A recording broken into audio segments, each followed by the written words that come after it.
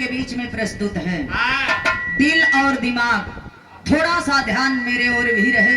तो आइए कवि जी 4 लाइन बिरहा के भाव में लिखलन है। कैसे भैया?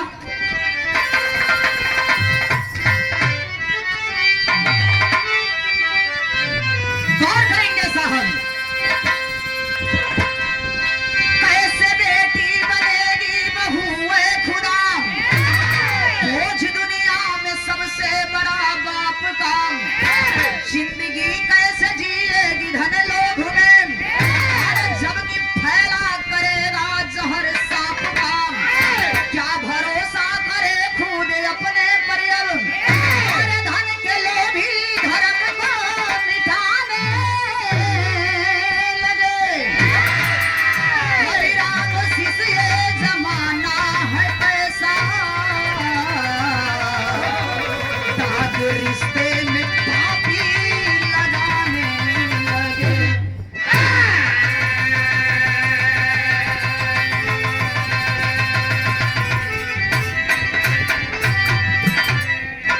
गौर करेंगे बिरहा सुनने वाले साथी। हर एक घर में बेटियां बहन हैं, हर एक घर में माँ है।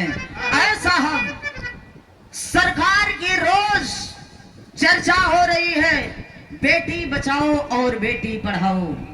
ऐसा हम, लेकिन मैं कहती हूँ कि जब बेटी नहीं बचाओगे तो बहू कहाँ से लाओगे? दुनिया में सबके तो बेटवे चाहत हो, बिटिया केहू के चाहते ना हो। बेटी हो जात हो तो मुंह भरुका जैसन लटक जात हो, बेटा हो जात हो तो मुझ पे ताव आ जात हो।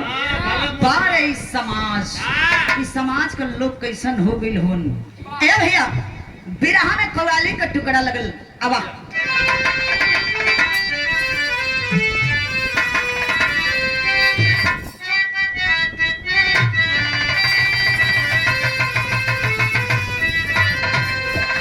कहना है कि है कव्वाली का नमूना बाम कि अरे प्यार करने वाले भी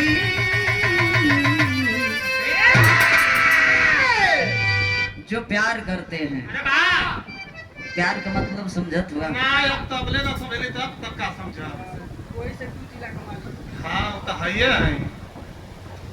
प्यार का मतलब, अरे यार प्यार किया तो डरना क्या? खाली चलो कैसे जनी है? नहीं कहे के बा कि अरे प्यार करने वाले भी हंसी कम नहीं होते।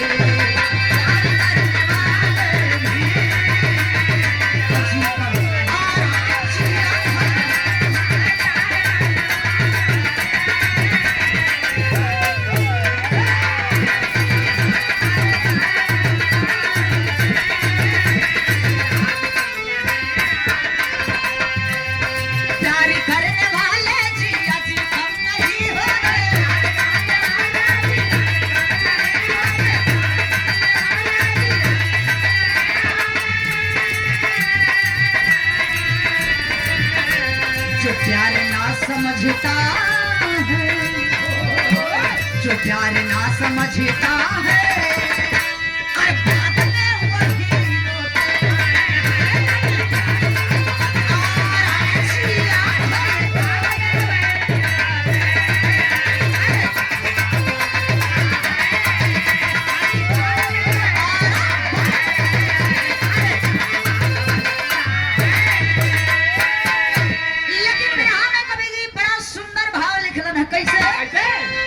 जुर्मी जमाने में, अरे जुर्मी जमाने, अरे मेरा हर करम बिक रहा।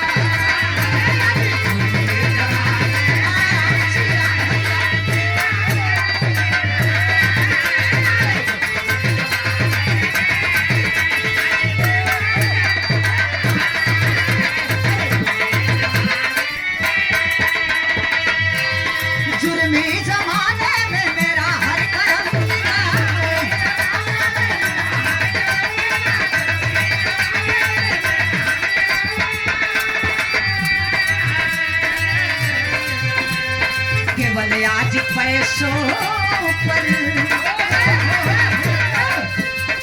केवल आज पैसों पर, अरे आदमी का धर्म बिक रहा, केवल आज पैसों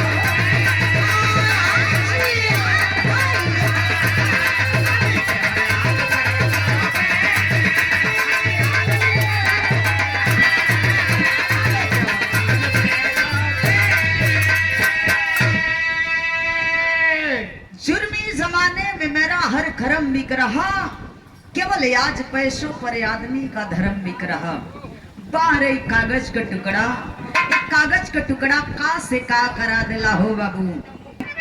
भैया बिरहा का कहानी शुरुआत हो गई, नजम का लाइन लगल, दिल पे हाथ रख के बैठिएगा साहब, ये कैसी कहानी है। कहना है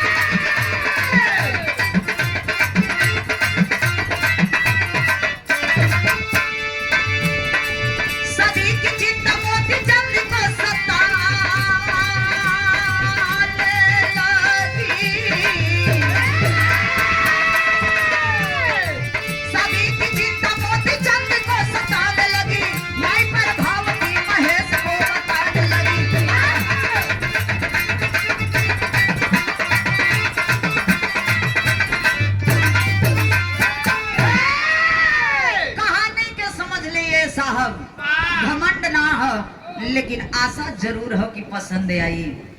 ऐसा हो उत्तर प्रदेश के अंतर्गत जिला सोनभद्र लक्ष्मीपुर का रहे वाला मोती चंद का औरत जिनका नाम प्रभावती बतावल गई। प्रभावती का ये बाबू एक थे बिटिया एक थे बेटवा, जो ने बिटिया का नाम अंशिका बतावल गई, बेटवा का नाम महेश बतावल गई। बड़ा प्यार से हंसी खुशी से जिंदगी बितावत ने बाबू। एक कमी हो, भगवान बेटी बेटा दिले हवन हो बाबू, लेकिन पास में धन दौलत रुपया पैसा नहीं हो। मोती चंद प्रतिदिन रिक्शा उठावा है बाबू, दिनवा भर रिक्शा चलावा, शाम का जवन कर कमाई हो जा, कुछ सीधा बारी खरीद के लेके आवे ये बाबू, तब घर में भोजन बने। भैया ऐसे ही जिंदगी बीत रहल बा। बेटवा बिटिया दोनों सयान होथुन। बेटी बेटा जब सयान भइलन ए बाबू, केहू का बेटी होले ए बाबू जब सयान हो जाले त कपार का बोझ हो जाले। बिटिया जवानी के दहलीज पर आइल हो, मोती चंद के चिंता सतावे लगल कि बेटी हमार सयान हो गई, बिटिया का ब्याह करे के चाहिए। एक दिन प्रभावती बैठल बड़ी, बगले बेटा महेश आई के बैठलन। हाँ माई कले की बेटा अरे कुछ देखा था महेशवा कलश की, तू काहल का चाहता रू? ए माई तोहरे मन में जौन होखे वो हमसे आज कहदा। ए बाबू आज देखें मतारी अपने बेटवा से कहे लगल, बिरहा में पहली गीत लग गई।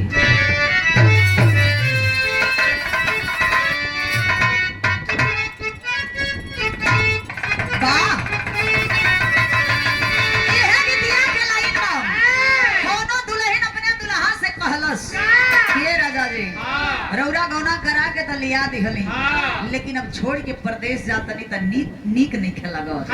रौरा से जब हम दूरी होतनी तब करेजा हमार कांप जाता, करेजा पर कलछुल लोटे लगाता। वो दुल्ही कहे का कहे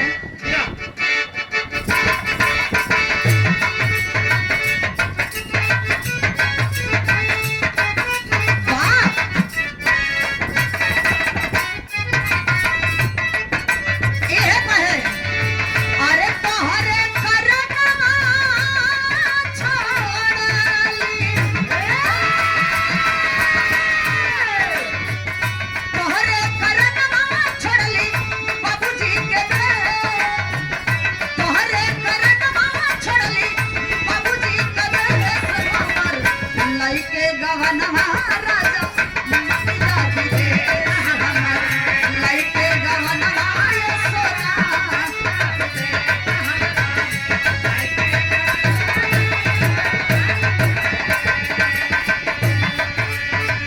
गीत के लाइन रहे बाबू, लेकिन बेटा आज माई के पजरे बैठल हो। वो माई बेटवा के अपने समझाओ थो कि ए बेटा कुछ ध्यान धरा। का कहे कहे पर भांति कबल सहे के कले, कहे पर भांति कबल सहे के कले भैली सयानी बेटा जान बेटी भैली सयानी बेटा।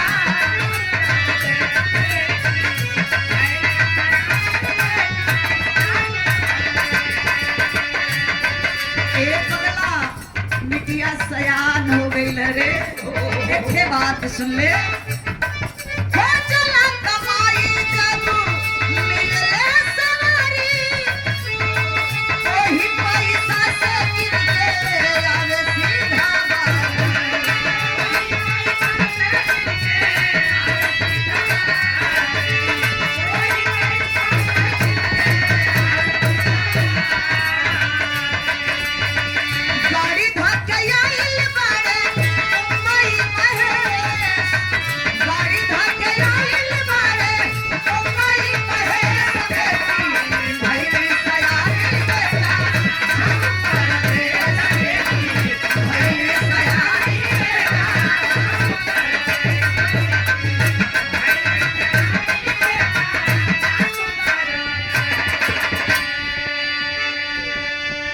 माई प्रभावती बैठल नहीं गौवा में से घूम टहर के बेटवा महसवा आइल हो, जाय के बहर अकवारी माई के धैले हो। माई बेटवा से बतियावर लगल करे पगला जिंदगी भर तोर लइकइये चली, कुछ औरो देखत हुए सयान हो गईले तू। महसवा कलश माई तू कहल का चाहत रू। माई समझावत है बेटवा के कि पगला तो बाबूजी जानते हुए कि दिन भर रिक्शा चलावेला, जब घर कमाई हो जाला कुछ अनाज पानी खरीद के लेके आवेला तो घरवा में भोजन बनेला। अरे तू तो सयाने हो गई बड़े, यदि हो सकत तो अपने बाबूजी के हाथ बटा लेते, कुछ जाके कोनो कंपनी में काम कर लेते रे बेटा, कुछ पैसा इकट्ठा हो जाता तोरे बहनिया का ब्याह कर देती। तोर बहन सयान होती, सयान हो गई रे बेटा, शादी के योग हो गई बा। अरे बाप रे बाप, इतने बतिया तीर जैसन करेजा पे लग गई हो बाबू। बिरहा सुनने वाले साथी गौर करेंगे। माई से बेटा कलश माई इथे काम करा, कुछ हो नोट रोटी बना के तैयार कर दे तू, तब सुबेर में जौन की गाड़ी धर लेती चल जेती कमाए बदे। ये बाबू इठे दूठे कपड़ा रहल गरीबी का जिंदगी, इठे दूठे कपड़ा ये बाबू झोरा में समेटलन हा, और झोरा लेके ये बाबू माई रोटी पराठा बना के दिहलन। अब बेटा चल दिहलन मुंबई के शहर। जब मुंबई गईलन ये बाबू तब प्रमाण मिलल, जाके महेश लगलन इठे प्राइवेट कंपनी में जाके ड्यूटी करे लगलन। आज जब ड्यूटी करे लगलन ए बाबू प्रमाण मिला कि 8 महीना ड्यूटी करत रह गईलन। महेश जब 8 महीना ड्यूटी कैलन ए बाबू पैसा कुछ इकट्ठे भइल। बाबूजी के फोन लगौलन, बाबूजी एगो काम करी खाता नंबर भेज दई और हम रउ खाता में पैसा लगा देतनी। ए बाबू बूंद बूंद से घड़ा भरेला, एक ठे काम करी आप ई पैसा हम जौन भेजा तनी एने ओने मत उठैहा, देख लिहा कहीं घर बर देख के बहनिया का बियाह तय कर दिहा, हो सके कुछ हल्के पातर कहना गुड़िया ले लिहा। ए बाबू आज देखी बाबू के पास में पैसा गई बा, बाबू बड़ा खुश बाड़न कि हमार बेटा हमसे कंधा से कंधा मिला के चले लायक हो गई। ए भैया यहाँ बिरहा में गीत चेंज हो गई।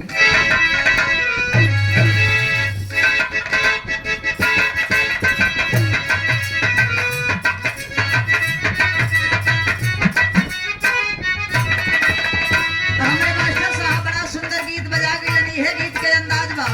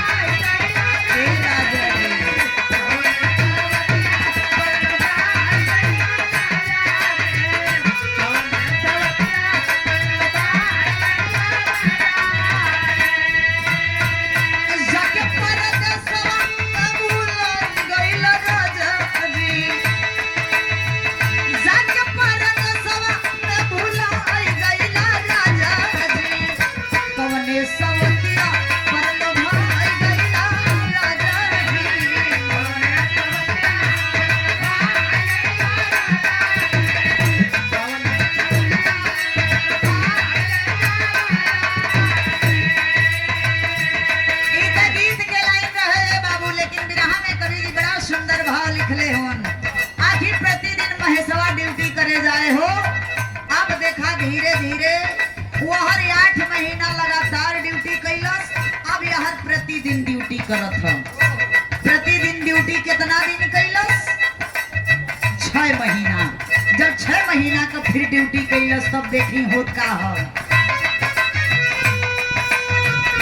ड्यूटी महेश कई के कंपनी से आवती रहे।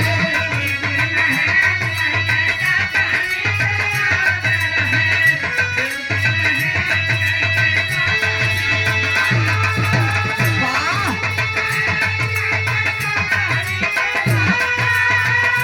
क्या बात है। ड्यूटी महेश कई के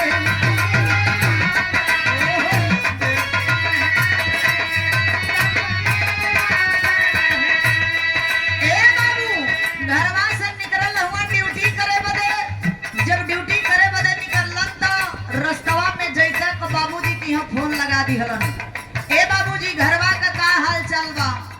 बाबूजी बड़ा खुश हुवन। कलन बेटवा बियाह बड़ा निमन जगह ही फिटिया गई हरे पगला। अब बोल कहिया आवत रे तू? बाबूजी आज से बियाह कई दिन बचल बा? बियाह का 1 हफ्ता बचल बा। अच्छा त ए बाबू तू समय से अपने बहन के शादी में चली आई है, नहीं तो हमके अकेले जानत हुए यहर वहर न्योता बांटे के होत हो, यहर वहर जाए के होत हो। बड़ा कपार पे बोझ आ गई हरे बेटा। अच्छा बाबूजी तू चिंता मत करा, तू चिंता मत करा। हम बहुत जल्दी घरे आओ तनी। आ घरे आई कहिया? आज हम ड्यूटी करे जा तनी, काल ड्यूटी करे जाई। अब काल के बाद परसों सेठ जी से कहले बानी, सेठ जी कुछ एडवांस हमके रुपया दीहन। और वह रुपया मिल जाई पापा तो हम घरे चली आई। ए बाबू माई से बतिया के बाबू से बतिया के फोन रख दिहलन। शाम को अब देखिए ड्यूटी कई के वापस अपने रूम पे जा रहल बाड़न महेश। तबले रास्ता में एक घटना घट गई। कौन घटना घटल?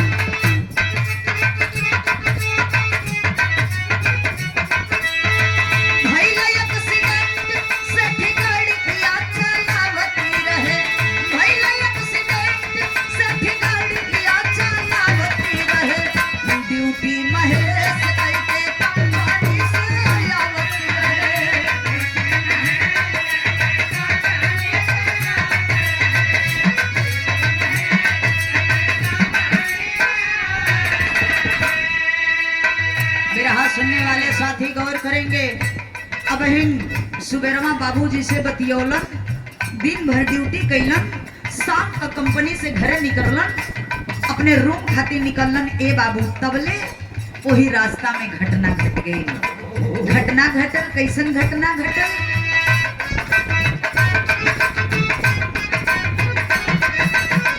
जौने कंपनिया में जियावे गइला ट्रेन हो।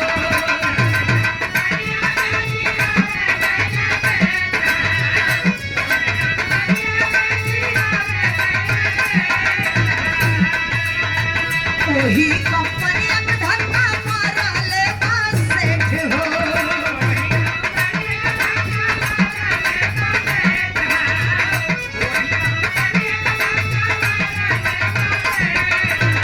गरीबी में मोती चंदरी का सा चलावत रहे, रिक्शा चलावत रहे। ड्यूटी महेश कई के कंपनी से आवत रहे।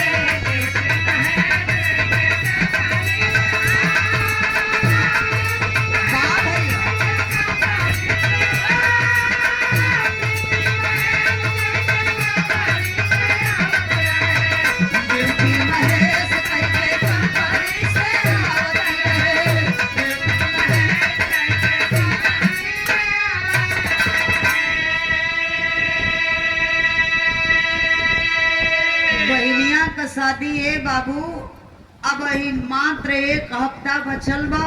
वही में समय पावे मोती चंद रिक्शा लेके चल जाए। आ समय पावत ए बाबू जाए के दौड़ के न्योता बांट के चली आवे कि हमरे बिटिया का बियाह हो। तो ये 4 रुपया हम कमा ले तो हमरे बिटिया के बियाहे में काम दे। ए बाबू आखिरत में अब देखी घर यहाँ से जब ड्यूटी का के महेश निकलल होन तो मन में मन बड़ा खुश होन। अंगुरी पे दिन गिनत होन, अंगुरिया पे दिनमा गिनते गिनते आवत होन ए बाबू कि आज से मात्र 1 हफ्ता बचल बा, आज तो दिन पूरा हो गई, काल हम जाए ड्यूटी करे, परसों सवेरे हमके सेठ जी पैसा दे दीहन, हम गाड़ी धले तो समय से अपने बहन के बियाह में पहुंच जाए। ए बाबू तबले दूसरे तरफ से सेठ जी 4 व्हीलर से आ रहे हैं, तब तक आमने सामने से टकराव हो जाता है। और जब आमने सामने से टकराव भइले बाबू, महेश धरती पर गिर गईलन, महेश छपटियाए लगलन। ए बाबू वो सेठ जी तुरंत गाड़ी का दरवाजा खोलन, बाहर गईलन, देखत हुन कि त जौना लड़का के एक्सीडेंट भइल बा हमरे कंपनी में नौकरी करेला। ए बाबू झटपट उस सेठ जी उठौलन हो, बाहरे सेठ जी, वो सेठ जी उठौलन। ए बाबू तुरंत झटपट हॉस्पिटल में लेके गईलन। जब हॉस्पिटल में लेके गईलन तो यहाँ सरंगा के लाइन में बतावे के पड़ल।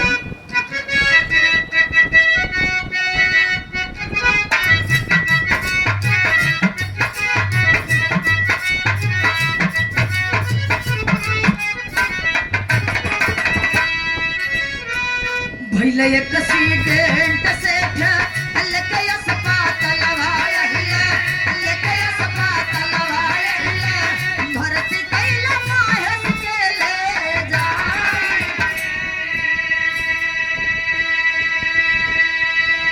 अरे खुनवा से लथपथ दहिया भइली महेश के हो, भइली महेश के हो, डॉक्टर साहब कहले समझाई।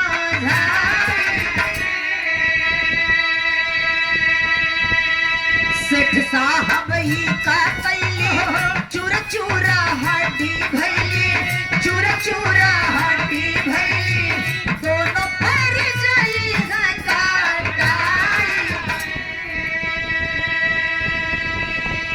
सेठ जी जोने समय हॉस्पिटल में लेके पहुंचलन, ए भैया डॉक्टर साहब चेक कैलन। आए बाबू चेक कैला के बाद में डॉक्टर साहब वो सेठ जी के जवाब देत होन कि अरे सेठ जी इतना बड़ा अनर्थ हो गई, ए लड़का का जिंदगी बर्बाद हो गई। सेठ जी कहलन अरे डॉक्टर साहब का कहा तनी। डॉक्टर साहब कहलन कि देखा ए लड़का का दोनों पैर काटे के पड़ जाई, ई पैर अब कामे नहीं आई। ए बाबू आखिरत में यहर देखी हालात कैसन बा, कितना दर्दिया सहे रोके पाए सकाहे, रोके पाए सकाहे, सेठ देव खबर जाए।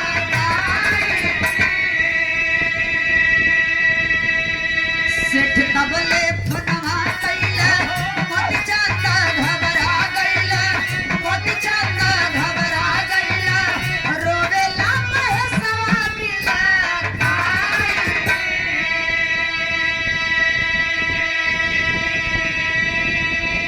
दुल्हा सुनने वाले साथी गौर करेंगे।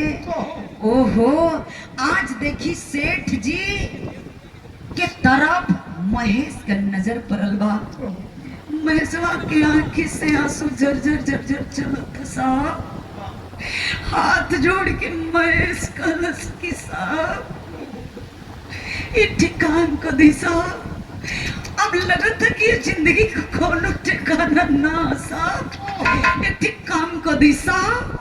सेठ जी महेश के बगल में जाके खड़ा भइलन, महेश हम आई ना तो चिंता मत करा महेश, तो चिंता मत करा, जितना रुपया लगी उतना रुपया लगा दे, तो चिंता मत करा। ए साहब वो तो बात का बात है साहब, वो बात का बात है साहब, एक बार गरवा लगा के फोनवा हमसे बतिया करा देता, कम से कम माई से बतिया लेती, बाबू से 2 टोक बतिया लेती साहब। साहब ये इतना बात सेठ जी सुनन, पट से घरवा फोन लगा दिलन। जब फोनवा लगौलन ए बाबू घंटी बजल बा, फोन के उठौलस मोती चंद। जब फोन मोती चंद उठौले बड़न, सेठ जी आवाज देले बड़न कि क्या आप मोती चंद बोल रहे हैं? मोतीचंद कहलन हाँ साहब। आप के बोला तनी? के बोला तनी साहब? अरे मोतीचंद, मुझे नहीं पहचान रहे हो? मैं तुम्हारे बेटा का सेठ बोल रहा हूँ। लो अपने बेटा से बात कर लो। ये तने कही के ये साहब सेठ जी फोनवा दे दिहलन महेश के। ए साहब महेश जोने समय फोन बोले हो ना, मुहवा से को हाली बकारी नहीं खुलत है साहब। झरझर झरझर महेश रोत वन, एक के हाली आवाज निकलल पापा। कौन ऐसन बात हुई साहब, कलेजा नहीं फट जाई। महेश रोत पापा पापा, एक हमार बात सुन लो पापा। हम देर ना बतिया पाई पापा, हम ज्यादा देर ना बतिया पाई पापा। एक ठे हमार बात सुन ला। महेश रो रो के एक ठे बात कहा था।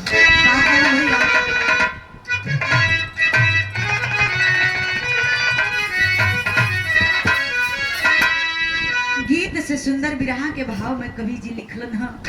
महेश रोवत हुन अपने पिताजी से एक ठे बात कहत हुन कि हमरे बाबूजी, अरे हमरे बाबूजी अब का बात ए जिंदगी के आस। हमरे बाबूजी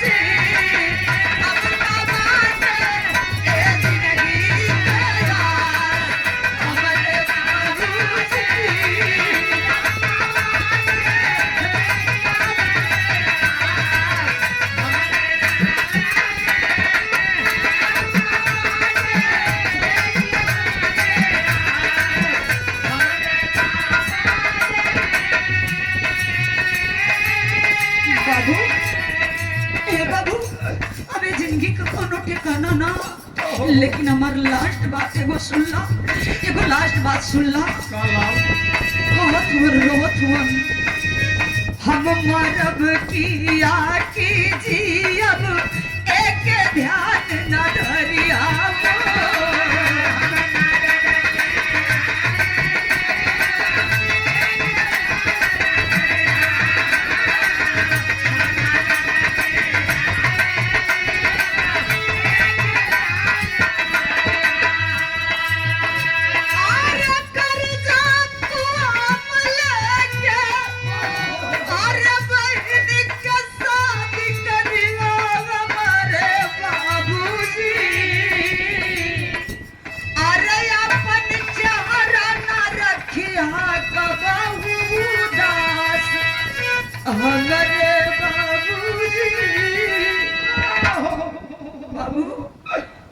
लास्ट बतिया ये तन्ने हो कि बहनिया कभी ठल्ले हुआ। हमार तो ऐसा हालात था कि अब पता नहीं है जिंदगी का हुई, लेकिन जानत हुआ हमरे आत्मा के शांति मिल जाए बाबू। कैसा हो कहीं के वो पगली का बियाह कर दिया। हम बहनिया से वादा कैले रही कि तू हर साल हमरे कलाई में राखी बांध के हमारे कलाई के सजावे लो, लेकिन जाना तड़ो हम तोरे बियाह में ऐसा तोहफा दे कि जिंदगी भर याद रखबू। ए बाबू वो तोहफा के तो हम पूरा ना कर पोली, वो खुशी में तो शामिल ना हो पाई, लेकिन केहू तरे कर्जा कुआम लेके हमरे बहनिया का शादी कर दिया बाबू, सदिया कर दिया। आ एक ठे बात और वो बियाह में तू अपन कबो मन उदास ना रखिया। ई बाबू ये तने कह के फोनवा महेश सेठ जी के दे दिहलन। आ जब सेठ जी फोन बोले हन ए बाबू, तब देखी मोती चंद के तरफ से सेठ जी के तरफ एक ठे आवाज आवत था। वो कैसन आवाज है? वो आवाज कैसन आवत है साहब?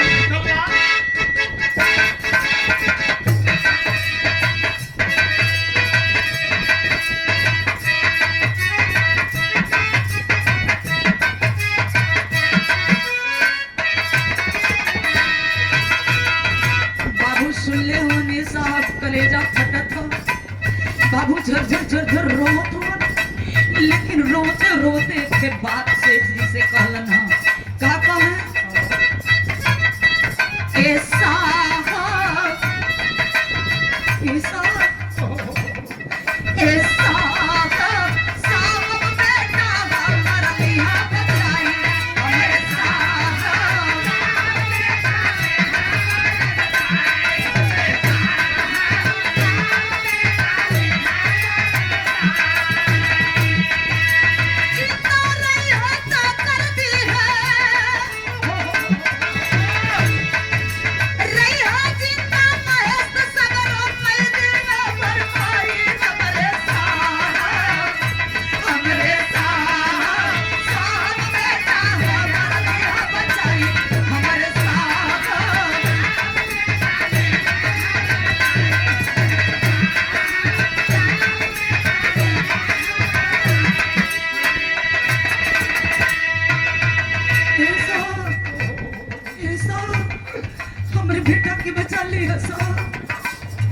बिटिया कभी आटल नहीं साहब, बेटी कभी आटल नहीं साहब, हमें समय ना आया पैसा, लेकिन हमरे बेटा की बचा लिया साहब।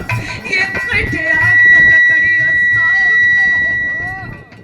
ये कटे आग का लकड़ी है साहब, हमरे बेटा के बचा लिया। ए साहब हम गरीब जरूर है साहब, लेकिन जलील है साहब, कैसा भी हो जाए साहब। आप काम आके द्वार पे एक एक दिन नौकरी कई के एक पैसा चुका दे साहब, पर हमरे बेटा के बचा लिया साहब, बेटा के बचा लिया। ए बाबू बारे उस सेठ जी एक के बात कहलन हा। ए भैया आखिर में सेठ जी कहलन का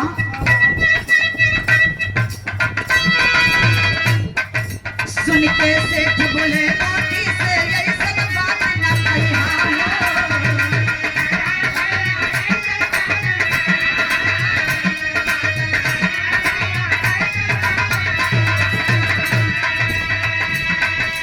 बेटी का तू करा सगाई ना माने तू यहाँ हमरे साहब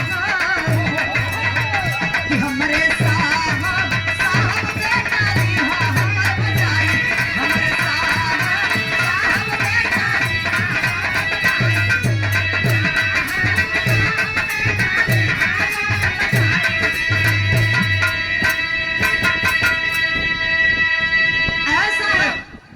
आवाज देते हैं कि मोतीचंद तुम एक पैसा का टेंशन मत लेना, बिटिया का तू बियाह करा, बाकी तोहार बेटा हम बचाई, जितना भी रुपया पैसा लागी सारा रुपया पैसा हम लगाई, तू एक बात का टेंशन मत ली। हाँ ए साहब आज देखी धीरे धीरे वहां महेशवा के भर्ती भइले एक हफ्ता बीत गई। जब एक हफ्ता बीतल तो यहर एक हफ्ता यहर बहन का बियाह नियर आ गई। वो दिन आ गई कि जौना दिने बारात द्वार पे आवे वाला बा। ए बाबू दुल्हा साज के बाराती और घराती पक्ष का बड़ा खुश हुआ, लेकिन माई और बाबू बहनिया के दिल में दर्द तरैया न हंसा। एक तरफ भाई हॉस्पिटल में, दूसरी तरफ बहन की शादी। ए साहब एक तरफ गम तो एक तरफ खुशी। बाहरे भगवान का लीला ही कैसन लीला बा ये साहब। वो दिन बारात साज के दुआरे पे अइलन, ए बाबू पर छावन भइल, स्वागत सम्मान भइल बरतिहन का। जब बरतिहन का स्वागत सम्मान भइल, ए बाबू शादी बैठल बा मड़वा में, मेहरारू गीत गावत बाड़ी, शादी धीरे धीरे संपन्न होत। जौने समय सिंदूरदान का समय आइल, ए बाबू लगे बहनिया झरझर झरझर रोवे लगल। सोचत था कि आज भैया होतन तो कितना खुशी मिलत। लेकिन ए बाबू एक तरफ देखी हर बेटी बहन का सपना रहेला, चाहे हमार बहन बेटी होके, चाहे रउआ सब लोगन का होके, चाहे हम होखी या दुनिया के कोनो बहन बेटिया होके। ये साहब हर बेटी बहन का सपना होला कि हमारे परिवार पति शुद्ध मिले, अच्छा मिले। ये साहब आज देखी सिंदूरदान तक हो गई। सुबेरे का अपनी के यहाँ एक थे रसम होला, जौने रसम के लोग कहीं कहीं अचर धरैया बोले ल जा, कहीं कहीं पलगौनी बोले ल जा। तो वो रसम में देखवा लोग, वो रसम में कुछ लोग उठा करके ऐसा जौने समय पलगौनिया होला, वही समय आगे पीछे देख के लोग एक थे रसम औरी पूरा करेलन। लोग जितना बातचीत भइल रहेला, गाड़ी लोग देलन, गाड़ी के चाबी लोग देलन, कुछ रुपया पैसा लोग देलन। ए बाबू बात शादी कितने में तय भइल रहल, आप लोग गौर करब। केवल 50,000 रुपया नगदी, एक थे मोटरसाइकिल। एक मोटरसाइकिल 50,000 रुपए में शादी तय हुआ था। ऐसा है, इसके बावजूद सिकड़ और अंगूठी के साथ शादी तय हुआ था। ए बाबू गड़िया तक कैसा हूँ लोन पे लेके कसाई के तक देत हूँ। लेकिन यहाँ भइल का विदेशिया के लाइन में बतावे के पड़ल। बाहर समाज का है क्या?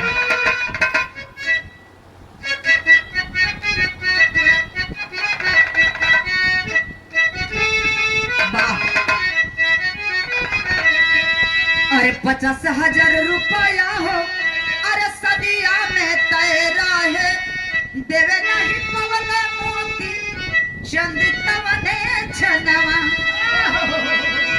ऐसा है, गाड़ी तक कैसे हूँ लेके दे दिहलन।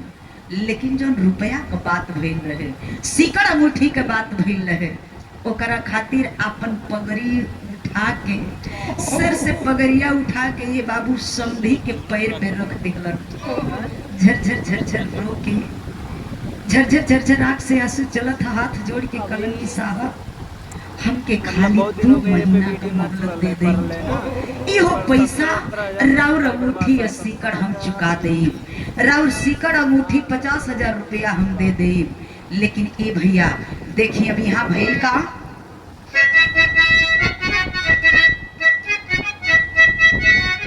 अरे करजा से गाड़ी लेके कसहू कसाई गईला, अंशिका के मारे घर बरहू में घनवा। केहू तेरे विदाई तो हो गई ले साहब, गाड़ी लेके चल दिहलन लोग, बाकी रह गई 50,000 रुपया सिकड़ अंगूठी। ये बाबू दुल्हन गईल बिया घरे, उहे सपना 1000 गो सपना मनवा में सजा के ये बाबू कि चला तनी आज अपने ससुराल में। मन में सपना जरूर बे साहब, लेकिन अंशिका जिस समय अपने ससुराल के दहलीज पर पहुंचती है, अभी अंदर नइखे गईले बाबू, तबले घरवा में से आवाज खुले आवे लगल कि अरे एकरा बाप के औकात नहीं रहल त का करे, बड़ बड़ पहुंचे लगल। एकर बाप के औकात नहीं रहल त काहे के कहलस नहीं हम इतना से इतना दे देई। ए बाबू आज देखी पहला दिन बा, पहला दिन का बात हो साहब, हर बिटिया बहन का सपना रहेला, लेकिन उस सपना चकना चूर हो गई। आखिरत में अंशिका का पति रात में अंशिका के बेडरूम में गया ही नहीं। ए बाबू टेंशन पे टेंशन बढ़ गई। आखिरत में एक दिन बीतल, जब दूसर का दिन भइल तो दूसर का दिन लोग और ताना महना मारे लगल। वह रतिया भइल का ए बाबू, जागे सारी सारी रतिया, अरे भनवा से कहे बतिया, अदे रुपया नाता बचना पारनवा। रात का गए बाबू। दूसर के दिन अंशिका का पति फिर भी नहीं गया अंशिका के बेडरूम में। अंशिका झरझर झरझर रोत हो, फोन उठा के अपने पिताजी के पास लगोली, झरझर झरझर रोत ही, बाबू बाबू ठीक हुआ ना, ठीक हुआ, माई कैसे बड़ी, माई ठीक बड़ी, हाँ बेटा ठीक बड़ी, याद आवा था, तो चिंता मत करा बिटिया, तू चिंता मत करा, जाई कल कल तोरा भाई की हम जाई, हम कल बम्बई पहुंचब, अब बम्बई खातिर हम कल निकलब, तोरे भैया के लिया के लेके आई तो तोहरा की हम जरूर आई, तो चिंता मत करा, तू रोवा मत बिटिया। ये इतना बात जोने समय अंशिका सुनलस, एक जवाब देहलस अपने पिताजी के, बाबूजी रोवे के तो अब तो जिंदगी भर कर्म में आग लग गई हो बाबू, कर्म में आग लग गई, हो सकत हो तो जितना रुपया पैसा वादा कैले हो कैसा हो दे दा, नहीं तो हमार जान न बची। ये साहब कौन ऐसा बात हुई हो कि पैरे तले जमीन ना खिसक जाइए साहब। बाबूजी कलन बिटिया तू चिंता मत करा, आज रात कैसा हूँ काट ला, कल हम सुबेरे आ रहल बानी। ए बाबू रात बीतल बा, सुबेर भइल बा, सुबेर जब भइल तब भइल का, रोवत बिया बिटिया, रो के कहत ह कि खाता नी ठोकर दर दर, और रोवे मोती जल्दी झर झर, विदा करावे खातिर गइल समधियनवा। सुबेर भइल बा ये बाबू, आज बिटिया के ससुराल पहुंच गइलन बाबूजी कि चला आज हम बेटा के पास ना जाइब, आज जाई बिटिया के विदाई करा के लेके आई, बल्कि बिहान चल जाइब। ए भैया सुबेर भइल बा, पहुंचल होन बिटिया के ससुराल, यहाँ अल्लाह के लाइन में प्रमाण मिलल।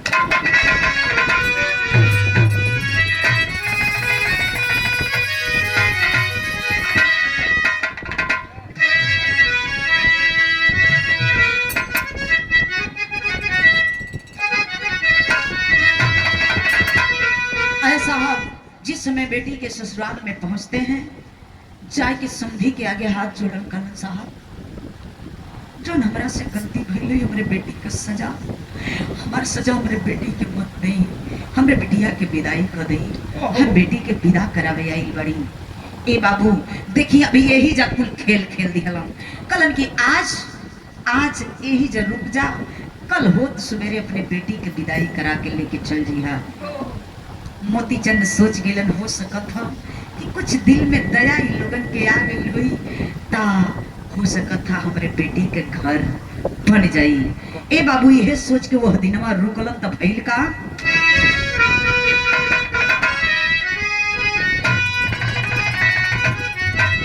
अरे धनवा के लोभी सगरो, अरे धनवा के लोभी सगरो, अरे जनवा के ले हो निगले,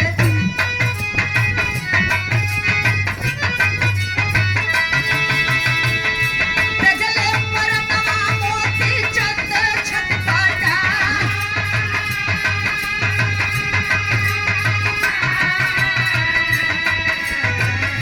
एक बजे रातिया के खुलल जे कर दिया ये साहब,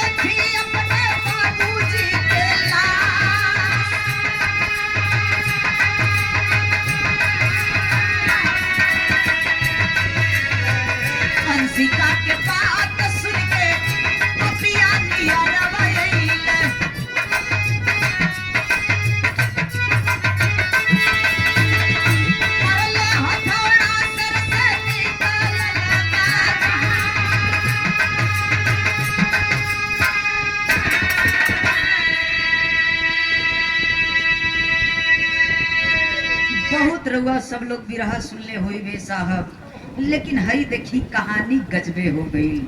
आज देखी बाबूजी अपने बिटिया के घर बचावे के चक्कर में बाबूजी रुक गईलन। ए साहब बाबूजी सुतल बड़न, जहाँ चारपाई लागल बा बरामदा में सुतल बड़न, चादर के ओढ़ले बड़न। यही से कहा जाला ए साहब सुतल मुँह लेक होला, सुतला में केहू के साथ कुछ भी हो सकता। सुतल मुँह लेक बा ए साहब। आखिर में बाबूजी चदरा तान के सुतल हुन।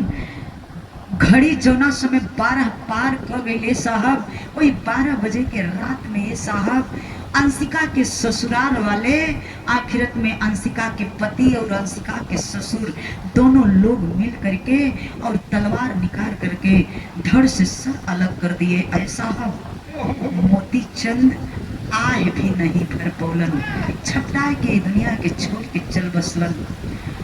1 बजे रात को नींद खुली है, अंशिका घर से बाहर हुई है। शौचालय जाने के लिए जब अंदर से बाहर निकली है, ऐसा अब रास्ते में देख रही है बरामदे में खून फैला हुआ है।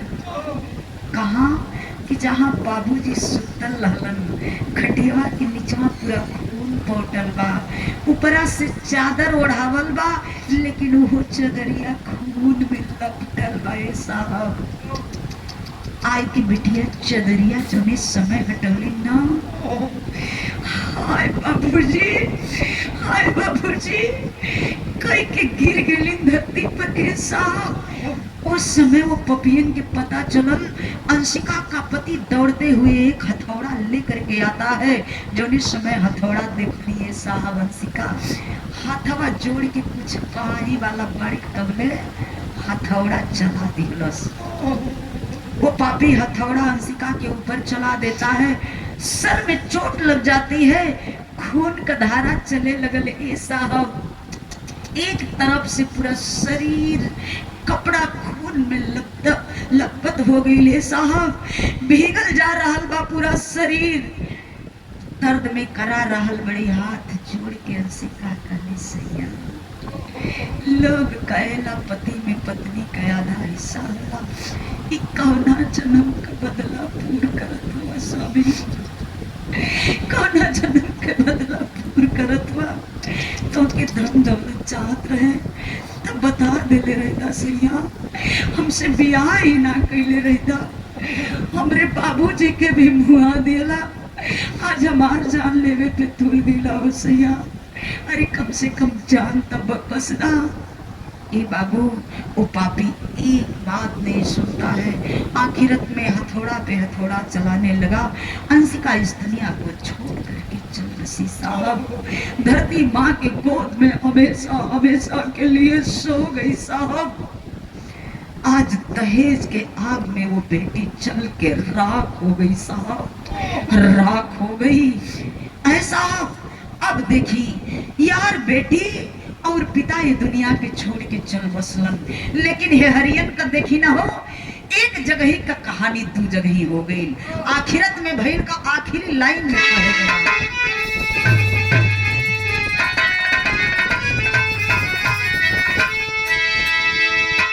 यही से हम कही लाई साहब, जौना घरे भगवान बिटिया दिया, हाथ जोड़ के प्रार्थना बा, जौना घरे बेटी दिया वो घरे धन जरूर दिया। नहीं दहेज का आग सब हर बेटी के जला के सपना राख कर दी साहब। जन घरे धन ना रही वो घरे बेटी मत दिया मालिक, वो घरे बेटिया मत दिया, वो घरे बेटी जन्मला से पहले गर्भ में ही खत्म कर दिया, पर बेटिया मत दिया साहब। काहे के वक्त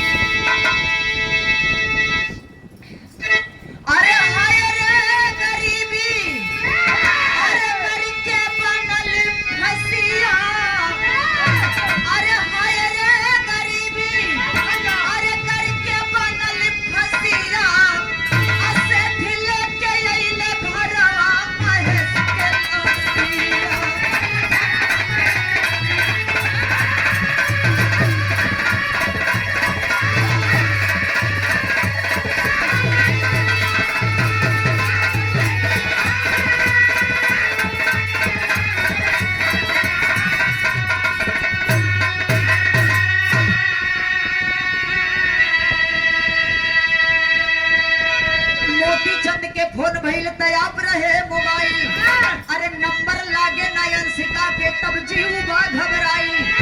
अरे चल दरोगा साहब अपन लेके सखिया सेठ लेके आइल घरवा महेश के।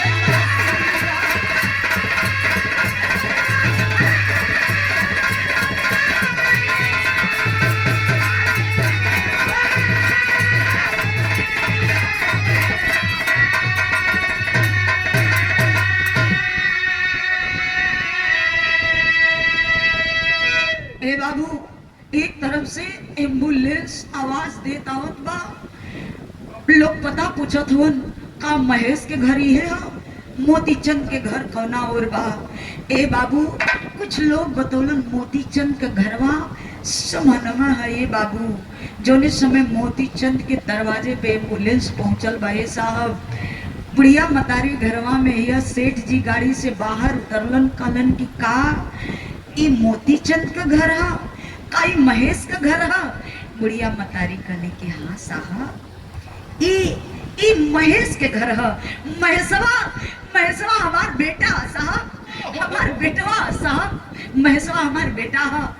ए बाबू, ये तना बात जोने समय बुढ़िया मतारी कहले हिया तने समय देखिए साहब, सेठ जी सारा कैलन हा, महेश का लाश हुई एम्बुलेंस से निकाल के लोग दरवाजा पे रखत हो। जोने समय दरवाजा पे ले जाए के लाश रखत होने साहब, माई का तो देखते पगली का हालत ना हो गई साहब। माई छाती पीट के लगन रोवे, कलश पगला ई कौना जन्म का बदलापुर कैले। अरे हम गलती इतने कैली कि तो से काली बिटिया सयान हो गई लो, कुछ रुपया कमा ले बिटिया का बियाह हो जा। इतने न गलती कैली रे, इतने न गलती कैली, तो इतना गलती का इतना बड़ा सजा देत हुए। ये हमारे संगे ठीक ना कैले है बेटा, ठीक ना कैले हो। माई रोवत बाड़ी ये साहब, यहर गौवा का लोगवा फोन लगावे लगलन मोती चंद के, यहर बेटी अंशिका के फोन लगावे लगलन, केहू को फोन नहीं खेलागत। जब केहू को फोन नहीं खेलागत ये साहब, तब देखें दरोगा साहब अपनी साथियों को लेकर के चलते हैं यहाँ अंशिका के ससुराल। जब अंशिका के ससुराल पहुंचलन ए साहब, तो वहां का दृश्य कुछ योरी बा। एक तरफ बेटी का लाश, एक तरफ पिता की लाश। ऐ साहब, लाश को उठवाते हैं, लेके जाते हैं, पोस्टमार्टम होता है। यह अंशिका के ससुराल वाले के खोज के ए बाबू ढूंढ के लोग आखिरत में प्रमाण मिला कि 302 का मुलजिम करार सजा सुनाते हुए यह देखी 3 गो लाश घर में इकट्ठे हो गई है साहब। पैरे तले जमीन खिसक गई साहब।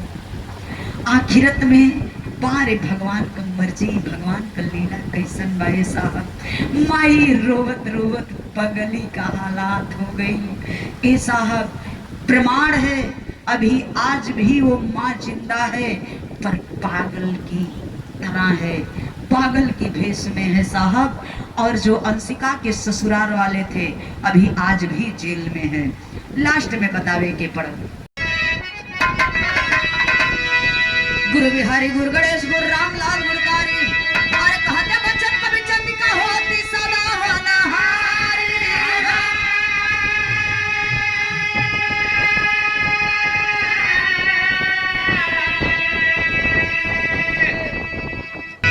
तो दुल्हिया बने के अइली बिटिया ए साहब, दुल्हिया